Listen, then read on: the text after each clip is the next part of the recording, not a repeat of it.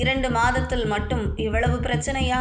தென் மாவட்டத்தில் இனி திமுக கதை வேலைக்காகாது. தமிழகத்தில் தேர்தல் தொடங்க இன்னும் சில நாட்களே உள்ள நிலையில் தென் தமிழக மக்களுக்கு திமுக ஆட்சியில் பாதுகாப்பு இல்லாத சூழ்நிலைதான் உருவாகி இருப்பதாக கூறப்படுகிறது. திமுக ஆட்சியின் போது திமுக தலைவர்கள் எல்லாம் திராவிட மாடல் என மேடைகளில் பெருமையாக பேசியது.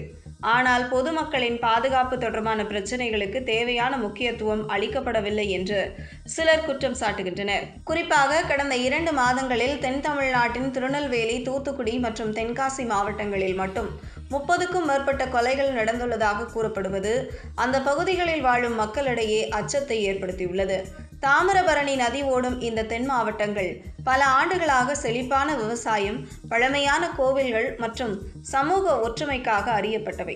பல தலைமுறைகளாக இந்த பகுதிகள் அமைதியான வாழ்க்கை மற்றும் நிலையான வளர்ச்சியின் அடையாளமாக கருதப்பட்டன. ஆனால் சமீப காலங்களில் அந்த அமைதியான சூழல் மாறிவிட்டதாக உள்ளூர் மக்கள் தெரிவிக்கின்றனர். சட்டம் மற்றும் ஒழுங்கு அமல்படுத்துவதில் உள்ள குறைபாடுகள், குற்ற விசாரணைகளில் ஏற்படும் தாமதம் மற்றும் வன்முறை சம்பவங்களை தடுக்க கடுமையான நடவடிக்கைகள் இல்லாமை போன்றவை இந்த நிலைக்கு காரணமாக இருக்கலாம் என்று சிலர் கருத்து தெரிவிக்கின்றனர்.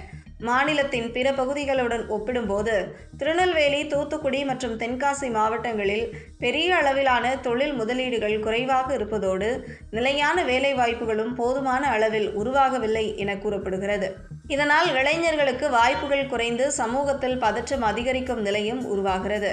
கடந்த 2 மாதங்களில் நடந்த கொலை சம்பவங்கள் காரணமாக அந்த பகுதிகளில் வாழும் மக்கள் தங்களின் அன்றாட வாழ்க்கையிலும் பாதுகாப்பு குறித்து கவலைப்பட வேண்டிய நிலை ஏற்பட்டுள்ளது.